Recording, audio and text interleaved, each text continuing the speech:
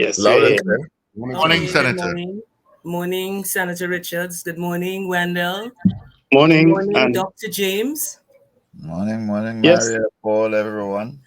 yes, we have to fix Dr. James's handle also too on the screen. No, Dr. Dr. James. Morning, Dr. That's Vanus Dr. James. James. That's good enough for me, Winston, Wendell. Sorry? That's great for me. What you have there is exactly correct. Okay, all right, Dr. James. I know Dr. Dillon Remy has a very short time with us, so if we Mhm. could start with her. And we want to talk about Tobago autonomy because it's come up again recently with Mr. Augustine, the Chief Secretary. And I know Dr. Dillon Remy sat on the committee, the GST related to the bills.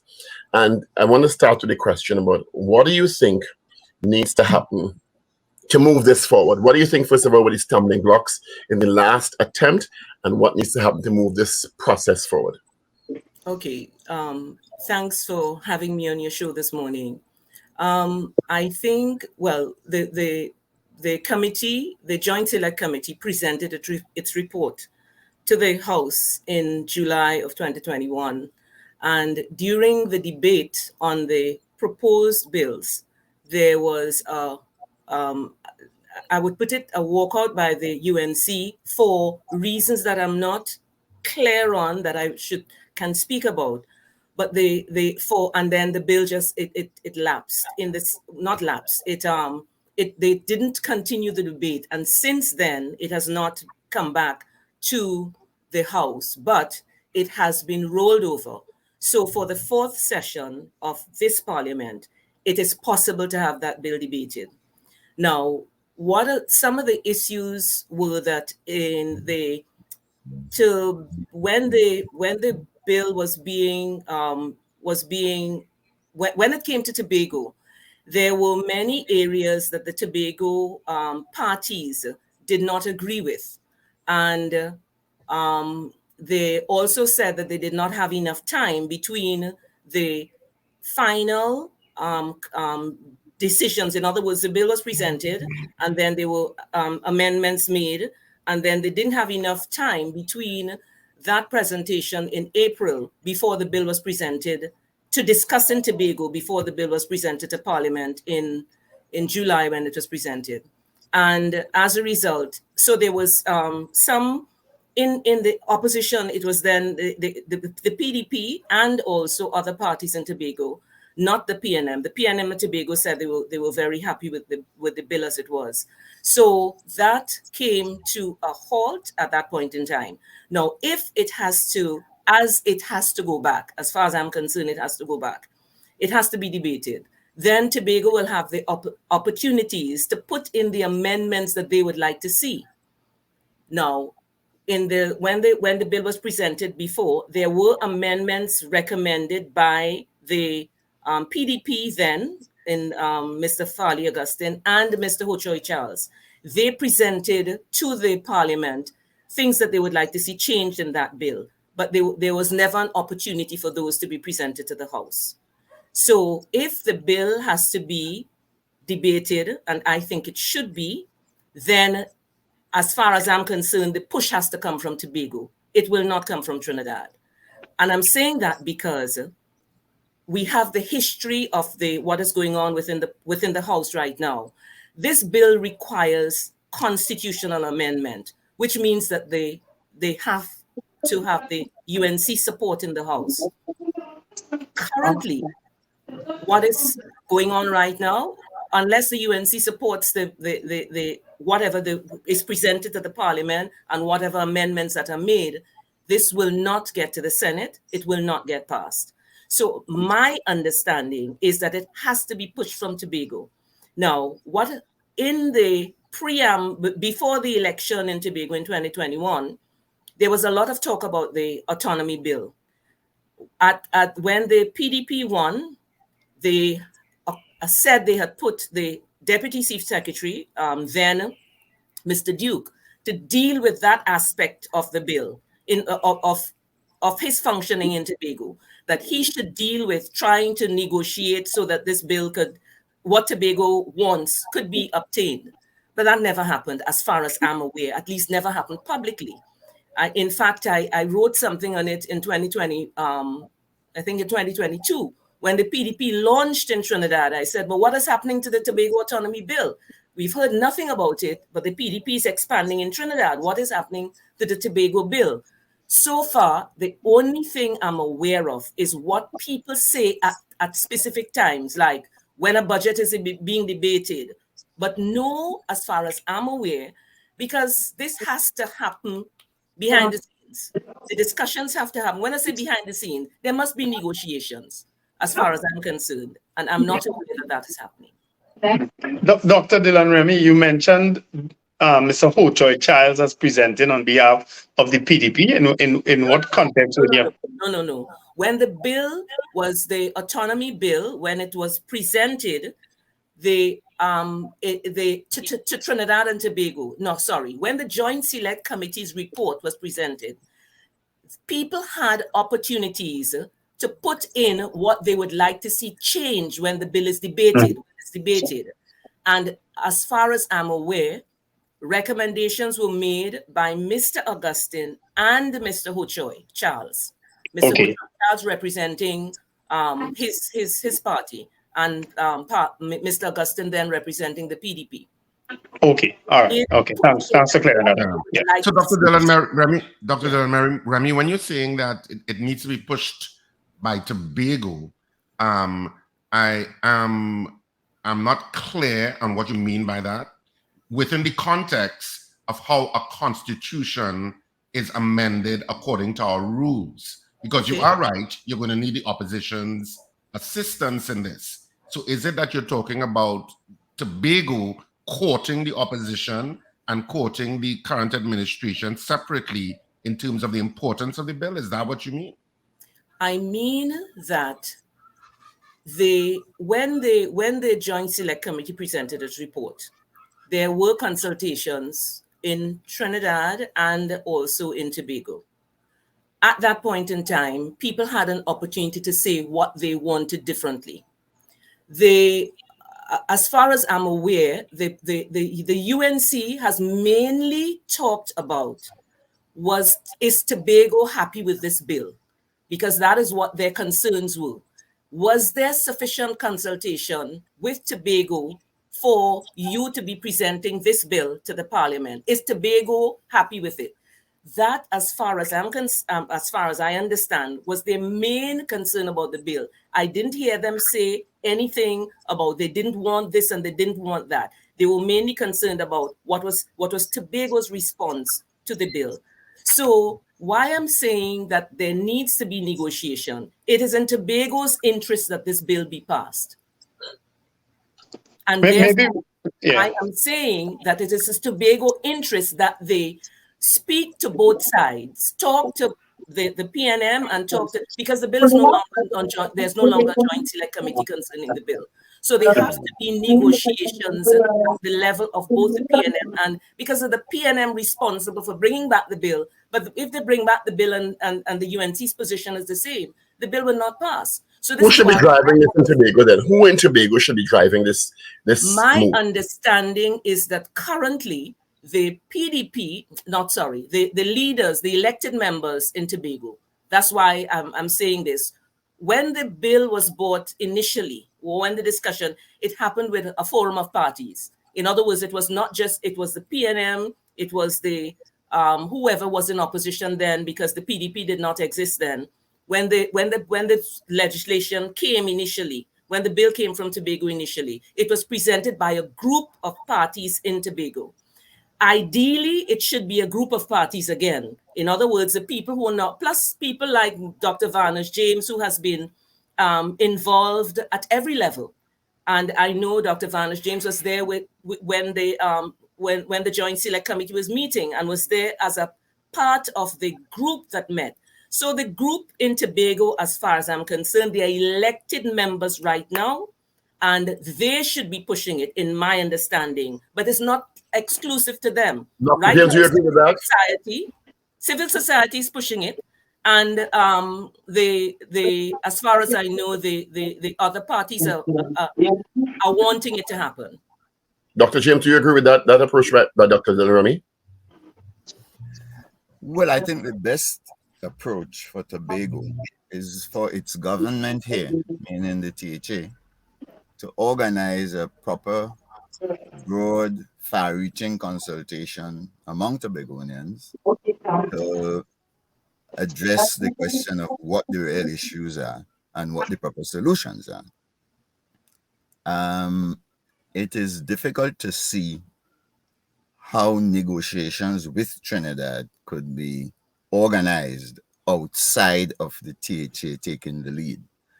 So that's the way I think we ought to really be thinking about this. But the content has to be addressed here in Tobago, because I think there's just a lot of misunderstanding in Trinidad and a lot of misunderstanding in Tobago as well about what the fundamental issues are and what the real problems are that must be solved and how they must be solved. So we need a proper discussion about this, about national constitution reform as well in that context. I know Dr. Dillon Remy has to leave. So me just ask one question before you have to leave, Dr. Dillon Remy. Do you think anything would have changed or should have changed since the transition of Mr. Augustine from PDP to TPP, given that sort of all those issues that came up when Mr. Duke and Mr. Augustine had their falling out? Because when the PDP was contributing to the bill, they were a unit, but now they're not. I cannot answer that, I cannot answer that, Paul. I really don't know, because my understanding is that issues related to Tobago are issues related to Tobago, in the sense of there should be, I think, what you think should happen in terms of the relationship between Tobago and Trinidad. I do not know that what has happened with Mr. Duke and Mr. Augustine in terms of the split. I do not know whether that would affect how the current chief secretary views that relationship between Trinidad and Tobago, which is what we are talking about. And as a result, I don't know if that split would have affected how they would, or how he, as the leader of the current assembly, whether they have any, whether it would be any different. Because there are some fundamental things. For instance, one of the big issues, as far as I'm concerned, is the ability for Tobago to make its own, to legislate for itself over the things that they have the jurisdiction over right now. And right now, they have jurisdiction over certain things, but the cabinet can easily overturn it, because there's a clause that says, subject to whatever section in the cabinet. That means that if the secretary of any of the secretaries could say something about Tobago that they want to happen in Tobago, and it could be overridden by a minister in the cabinet. That's the current Assembly Act. And that has to change. Thanks for being with us, Maria. We know you have to leave, but we hope to have you back in a more substantive way. I'm prepared to be back. I have been pushing that we need to have this discussion nationally, because one of the things that I did not want is for this discussion to be happening just before a national election. And unfortunately, this is what is happening now, because we're in the 4th session. Next session is the 5th session. And at least if it happens now rather than then, because each time it becomes a political football between the parties in Trinidad, and that's unfortunate. It should not happen this time. I'm not sure if Dr. James will agree with me, but the situation is that this has to happen in sober times for discussion. It cannot happen in the times when we're looking at who will win and who will lose if such and such a thing is done, because Tobago's interest is not served at that point in time. I was going to suggest then that eliminates the opposition from the discussion, but I'll hold my tongue. The opposition cannot be eliminated from the discussion unless we want to go outside the current constitution. We Trinidad and Tobago, and there's a Trinidad and Tobago parliament. The constitution is changed in the parliament. Yes. And it has to have the opposition support. Yeah. Understood. Have a great day, Maria. Okay, thank you very much for having me. Thanks, Senator. Dr. James, do you agree with that? This session is critical as opposed to the fifth session, which puts it in closer proximity to the election, and it has a greater chance of being a political football, or is it going to be a political football anyway? Well, it will be a political football anyway. I think as you know, the best environment in which public education takes place on almost any matter is in a political campaign for office in the current Caribbean space that we are operating in. But I think it's at any time. I think one of the great disservice that was done to the people of the country by the current administration in Tobago is that from January last year, when we agreed to prosecute the issue of autonomy, nothing was done and nothing has been done to date. At any time the country takes up the issue of constitutional reform, it's vital time, because constitutional reform is important to Trinidad and Tobago's development, including Trinidad's economic diversification.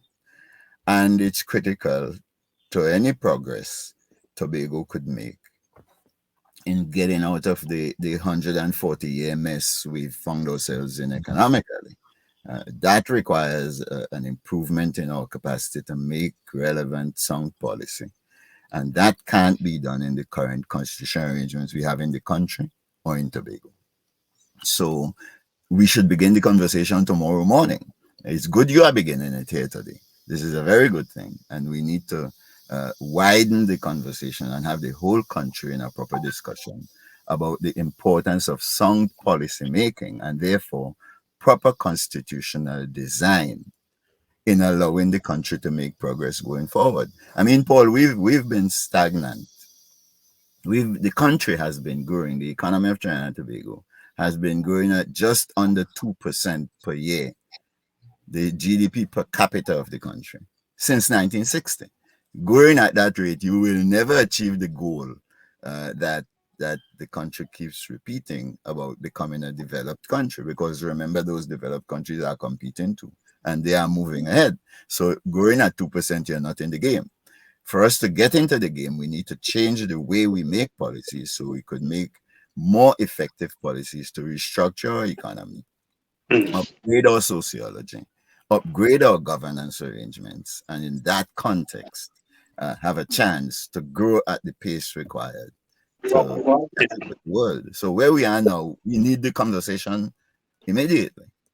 We can't wait until Dr. James, 2025. do you expect though that conversation will reach anywhere in light of the current political situation, especially where Tobago, for all intents and purposes, may very well be the battleground to decide who retains power after the next election? Do you expect that conversation to really generate any much interest now, even with the opposition, who clearly feels that maybe in their interest to change the constitution to get get the configuration to change? Do you expect anything to happen positive with regards to that?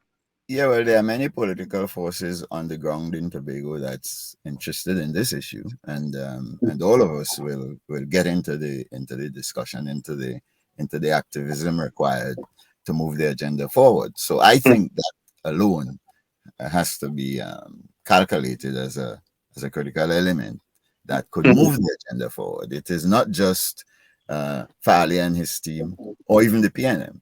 There are other people lobbying for this kind of change because we are aware of its critical significance. I mean, next year, 2024, is 140 years since the economy of Tobago collapsed. We've never recovered.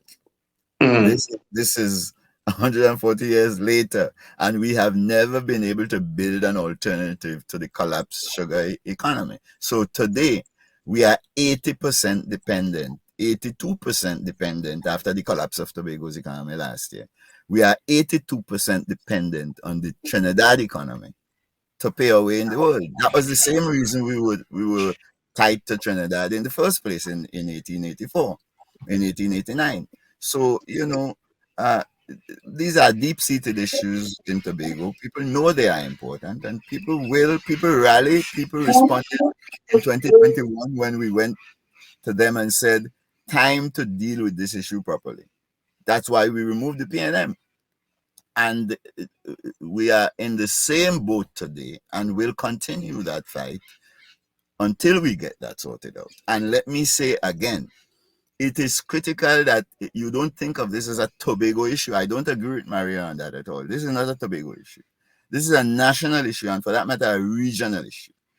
Tobago, Trinidad, and the Caribbean, the English Caribbean anyway, cannot make any progress in catching up with and developing in the global system until we, as individual countries and as elements, local government included, in these countries, reform the way we organize our governments so that everybody could be involved in the decision-making processes. I agree it's a national issue, but do you think the national population is as invested as they should be to drive the current administration to the type of prominence this should have, given what you've just said? And I see that in the context of, earlier this year I went to the UK, and we met with some of the parliamentarians there and asked this same question, because they're having this same kind of discussion related to devolution with England, England, Britain, and Northern Ireland, Wales, etc. And they are encouraging the same kinds of challenges, ironically, in terms of now they have a different system where the other entities can make laws, but they have a kind of clause where the laws have to be approved by Big Boss anyway. You understand? And the laws can be in contravention to what the laws are in Britain. So and then the issues of how we're going to take care of ourselves while we go through a transition period to full autonomy have come into play, because when you now start taking and making all the decisions, in most cases you can't fully take care of yourself economically. The issues of just like in Trinidad and Tobago, of if we had access to the revenue coming from the oil streams in the ocean, in the North Sea, etc., as opposed to being controlled by the British Parliament, Westminster, as has happened in Trinidad and Tobago conversation about Tobago and the waters of Tobago, and if they were able to monetize those waters and have those revenues for themselves. All those things are very similar in the conversation, but they're very, very complex issues of leadership. One, to me, is primarily about leadership on both sides or on all sides, because it's not just two entities taking part here. It's more than two entities, not just the PNM and the TPP. There are other stakeholders that are critical to this discussion. And who champions a sober discussion to move it forward, as opposed to it becoming highly political and highly volatile? Well, Paul, all of us have to be in the conversation. Let me make two comments on that. I think first, the media has a role to play and has not played as good a role as it ought to play in pushing the issue. So your question, the answer to your first question is no, we're not as engaged as a society should be in this matter, given its importance for our future, first of all. But Tobago has a smarter answer on the matter of resource sharing and so on than the Scottish and the Welsh have in Britain. We're not talking about getting a share of the oil and gas north of Tobago. That's not the conversation. At least I don't think that's the sensible conversation Tobago should have. And I've warned the society on innumerable occasions that's the wrong answer.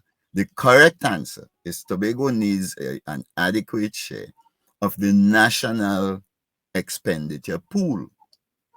On the recurrent budget, we are due the same treatment as every other citizen. That was the answer we gave in the Dispute Resolution Commission report. But on the development budget, a per capita answer can't be the right answer until you take into account the geographical space of the country, whatever resources are in there, the structure. So once you get Tobago the right boundaries, it will change the sharing of the development budget, not the recurrent budget. And you change the share, to deal with the economic potential that you have in this space, even if all the oil and gas is mined and sent to Port of Spain to continue the industrial development down there, that's fine by Tobago, in my view, because you don't want too many of these dirty industries in an environment where you're trying to promote clean tourism. So it doesn't make sense for Tobago to say, come give me my own share of the oil and gas, let me set up my own factories in Tobago. That's the wrong answer. The right answer is clean up the way we allocate the development budget so that you don't go on with this vulgarity of $400 million a year to diversify and develop a Tobago economy out of the state. It isn't. It's the national interest. It is in the national interest for Tobago's tourism potential to be industrialized along the lines of what you see. And me and you agreed on this before. What you see going on in Cayman and Bermuda. And the Bahamas is trying some of it. That's the direction in which Tobago has to go with education and healthcare and all these other things. And that's the direction in which the country has to go to diversify. The nation had the right answer with the Cuba Hospital, the Cuba Hospital. But I will tell you that that's not the impression, that philosophy is not the impression I hear Mr. Augustine seemingly espousing when I hear him comment on these issues. Well, that doesn't say much. That shouldn't say much to the country. Mr. Augustine and Mr. Duke have displayed an enormous amount of incompetence, so you can't put on them the responsibility to really clarify. But they are critical to the discussion, so we can't eliminate presuming without a document or a specific presentation what their mindset is and how they think this should evolve. Because That's I live here in Tobago. Allow me to ask Dr. James a direct question. Dr. James, allow me to ask you a direct question. Do you think that such a move that you've been espousing can realistically happen with Fali Augustine or with Watson Duke at the helm in Tobago? But I don't think so. And I said so in August last year that these two guys have demonstrated it didn't take me more than 6 months to determine that they're completely inadequate and incompetent to deal with the issues Tobago must deal with. But they are not. They are young. They are incompetent. They're not the senior leaders of the people of Tobago. All of us, not and there are only two. Remember, it's my proposition to the country is you need to set up the system so everybody could participate. So we are then in a position to filter out silly ideas, right? And filter in good ideas and make good judgment. So this is not about Watson and Farley and so on. This is about the opportunity for all of us to participate in a proper conversation. Unfortunately, it is true that the current administration ought to listen to the people of Tobago and set up the conversation with the country, not just with the PNM in Trinidad or the UNC in Trinidad. Tobago ought to take the lead, and the THA can do it in organizing a proper conversation about the direction in which the constitution of the country should go and the direction in which the reform of the THA should go. We keep talking about this as Tobago's autonomy, but what we're really dealing with is national constitution reform to enable sound policy to allow the country to develop. That's not a matter for Watson and Farley. Yeah. Well, that'll be a hard sell right now, but I will follow the discussion and certainly see where it goes. But it's a hard sell. You didn't try to sell it, Wendell. I mean, you're going to join the effort to sell it. We tried to sell it back in 1970. Look at the enormous amount of revolution we created in the country. Right. That success was in the fundamental changes taking place to race relations and all sorts of things. Pervasive. The country's never seen that much. Everybody needs to be on the same page. I'm going to ask what maybe a strange question. And it's a strange question, and I apologize to rephrasing the question because it seems to separate Trinidadians from Tobagonians. Do you think the average Trinidadian sees the benefit of this evolution of the relationship? Because to me, the average Trinidadian is not really business happy with the way things are. You understand? No, I don't think so. And I think that's the reason I said back in January last year that the biggest development project for the THA is the project to prosecute autonomy, because we're going to have to spend $50-60 million to educate Trinidadians about what is in the national interest, not with respect to Tobago alone, but with respect to decision making in Trinidad. You are part of a parliament in Trinidad today that runs an autocratic system of government in which the cabinet, for the most part, is unfettered, unsupervised. There is no majority PNM outside of the cabinet that can regulate and evaluate Rowley's behavior and the cabinet's behavior in the way you see it in Britain. It can't. It's impossible with the current structure of the parliament. It's too small to do it in any case. You just don't have enough non-executive PNM members, to say nothing of the opposition. The PNM or any party in power, because it happened under the USA as well, any party in power, the executive of the parliament controls the whole legislative process. That's a kingdom you're setting up here. The late Dr. Brinsley Samuel said so in many interviews I had with him. He said, the Westminster system foisted upon us works in the UK because of the size of the parliament. Exactly. Which means a backbencher cadre doesn't have to take direction from the prime minister if they don't agree with something. Exactly. But in our case, it's so small that if you deviate from the prime minister's directive, you can be sanctioned. And you so hand the government to the opposition. Yeah. Exactly. And it doesn't work as well here. Well, it doesn't work here at all. We simply end up with autocratic government. There's no way the Parliament of Trinidad and Tobago today. So what is the motivation for those parties what is the motivation, Dr. James, for those parties to want to change? Because autocratic behavior is intoxicating. Well, it is us in the population, all the rest of us, as we proved in 1970, 51 days. It is all the rest of us who have an understanding of the stake we have in real development that must wake up and say, it is not, never mind that a party may love autocracy. As we've seen here, once they get power, we saw it in this dispensation. Don't forget the campaign we ran. I was front and center that campaign, and this was the case we were making. Once Farley took power, he walked away from it. So whenever you are in power, you love autocracy, but it doesn't work for the country. But it extends. But you talk about the population waking up. Mm-hmm.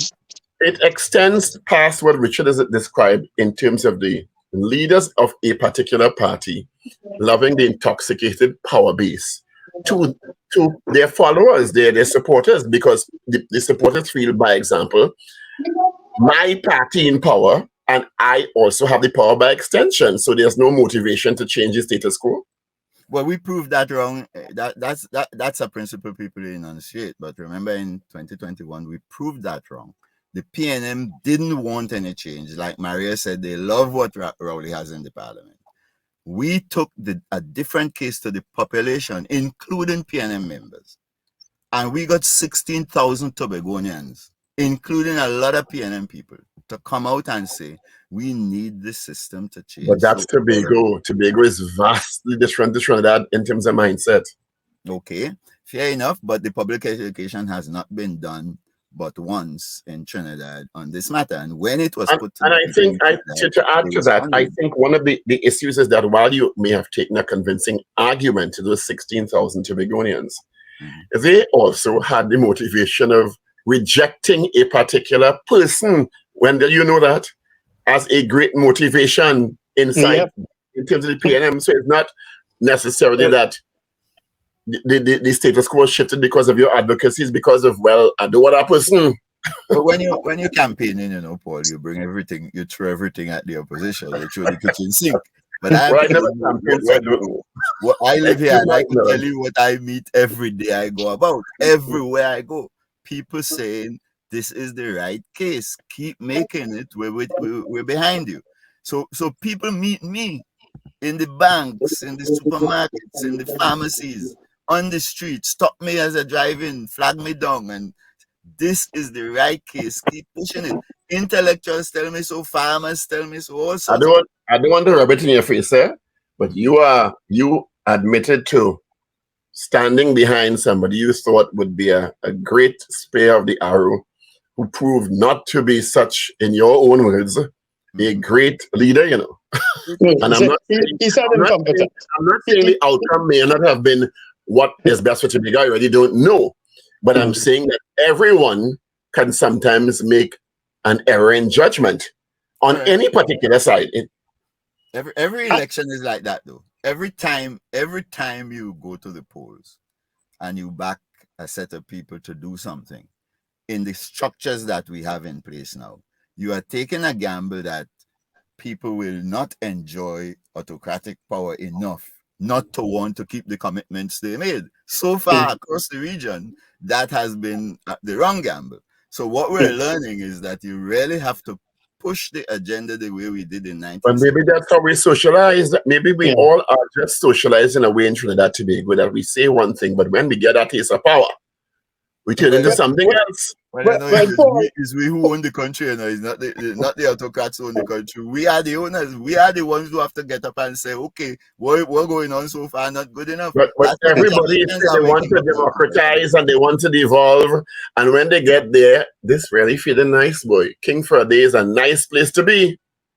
But Paul, I'll tell you something. I understand Dr. James's passion, you know, and I also admire his walking away from clearly a situation that was not right and that he considered terrible for Tobago. I admire him for that.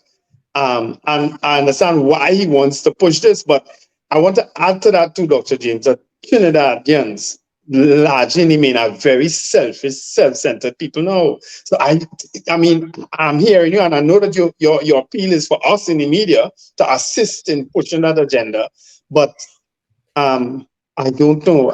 Trinidad, it's wearing me down. I have to tell you. But you know, and then I know you, I know Paul, I know many Indian people in Trinidad, great friends and so on. I don't know none of the selfish ones. So our business is to find a coalition of the willing who really want to make change. And usually, what we've proven over the history of the region, usually from slavery to now, from strict indenture to now, when those who are interested in going down the road where the science suggests we should go, when they wake up and begin to push, everybody gets educated and everybody changes. We saw that with Colarians. We saw that across the history. But those always happen catalyzed by a great social disruption. Indeed. It don't just happen by evolution or thought. There's something that happens in society that pushes people to the breaking point where we say, we ain't able to this no more. Indeed. It's not just by natural evolution of thought and philanthropy and, oh my God, we need to evolve our thinking and our approaches. It always has happened when people reach the breaking point because of unmet needs and selfish leaders or self-serving leaders. Indeed, and that's an old story that we've understood a long time in the social sciences. Revolutionary social ideas that are scientific only ride on political action. So we know that. And I agree with you entirely on that. But who is responsible for the political action? Those who think they know, those who think they understand where we ought to go, those who think they know the science. They are the ones who have to come forward. And my point to you is all my credibility in Tobago rests on the fact that as an economist, as a development economist, I go to my people with all the science. I don't water it down. I just go and lay it out to them. And I meet all kinds of people in Tobago who tell me all the time, I understand what you're saying, you know, so keep fighting. I go join the fight, keep fighting. And I think in the next election in Tobago, first of all, Farley and his team will lose in a landslide. And the question is who they're going to lose to. It's either they're going to lose to the PNM or they're going to lose to another outfit that comes with the right message. Both the PNM and Farley and them could lose. But you see a landslide, but I still hear a lot of support for Mr. Augustine and his team. I'm not saying they won't lose some ground. I think they will lose some ground, but I don't think it's going to be a landslide. But a lot sounds plentiful when we are not all in the campaign and the campaign ain't launched yet. We proved that to the PNM. The PNM spent almost billions here in 2021 and lost in a landslide. You never get the landslide until you get what you're talking about, which is accumulation of learning by the society about what's in their best interest. So it will come. And remember, this is a long, long story. It may not change when I'm alive, but one of these days, from the long march of our history, it will change. Do you think Mr. Duke is still has political capital in Tobago? I mean, he lost in Trinidad, and then he extended, or he is extending the olive branch to Mr. Augustine, who doesn't seem to be. It doesn't seem like he's going to answer that, because it seems a little convenient. It seems a little convenient for Mr. Duke at this time to be extending an olive branch. Watson Duke is finished politically. I can't say any other way. I'm not asking you, to asking Dr. James. Paul Cannot is say an any other honorable senator and a wise, highly skilled senator, and he knows the answer to that question even before he asks. The answer is no. Watson Duke is finished. Look at the experience of we never ostracize our people, but Ochoa Charles can never win power in Tobago again after that. Once the people decide you don't know what they're doing, you're not qualified to handle our business. And the behavior of Watson and Farley last year will ultimately condemn them to disqualification in holding political office here. No matter what you see happening to the sycophants for Farley now, when election time come wrong, I hope to be around. I will campaign. I know a whole lot of the prominent people who campaigned last year who tell me already, I campaigning and I'm not campaigning for them. So who you're campaigning for? Let me ask this question. Before you answer Paul, Dr. James, let me ask this question.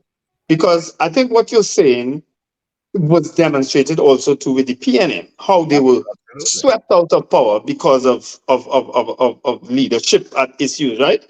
Do you see the current leadership of the PNM as being able to reverse what happened in the last THA election?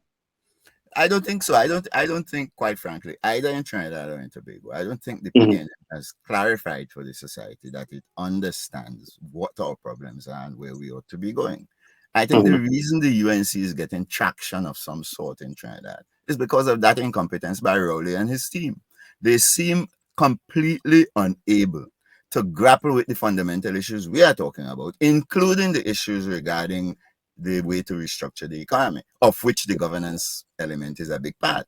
So put to the test here in Tobago, against the background of our history, against the background of the desire of our people for real freedom in the sense of a way to participate in the governance process from day to day. Faced with those demands, the PNM has said we don't want to change the rules. Rowley said so, and the PNM in Tobago has behaved that way. And as far as I could tell as a scientist, they faced with a real campaign here. The PNM cannot win any election here. It's just a question of the capacity of the society to create the political instrument required to defeat both the PNM and Farley, who has also demonstrated that he doesn't understand the thing. You know, and Paul knows, there is no excuse for Farley to sit down on the autonomy issue from January to now, except that he loves the taste of autocratic power. I mean, he alone destroyed the construction industry here last year, practicing autocracy. Tobagonians won't forget that. Right. Interesting. I don't know, but I am waiting with bated breath to see the evolution of a leader in this country who has not displayed the passion for the taste of the power structure as it is now. I'm waiting for it. True. I know. You're waiting for them to emerge. You're waiting for them to emerge, Paul. Some of it have shown glimmers of it while in opposition. It's trust but verify. You know that you have to change the system in order to get a different behavior, because you need the oversight. You need the mechanisms of control. I agree with it. That to me is where we need to go. Not necessarily thinking that person is going to evolve, but evolving with structures to manage those people's sometimes thirst for unbridled power. Absolutely. Yeah, and that to me, and I think we need to strengthen those checks and balances so they can't circumvent them, because I've seen many attempts of persons trying to circumnavigate checks and balances. Exactly. I just want to quote here that Lloyd used to make the point to me in Tapia that you're saying Daga and myself and Manswell and so on are autocrats. Well, the challenge for the society is to create the institutions that could control autocratic behavior. Isn't that what Jefferson tried when he said, we want a strong executive, but we don't want a king? That's the same issue. And you know what the response is? Mhm. If you want to make a change, why do you run for power yourself? That's well, You want to talk from the side, and you ain't want to face the electorate. well, you know, That's the response. I campaign, I do not. Everywhere I go into Tobago, I have to sit down and listen to 2 long hours of lectures from the public, from people. It doesn't matter that I'm quote unquote Professor James. People put me sit down and they lecture me. I campaign actively for change in the society, but I have learned, as you know, Paul, from the experience of the society as well. When you put a intellectual like Eric Williams in power, even when you have a CLR James, the autocratic behavior plus the power of the intellectual cripples the society.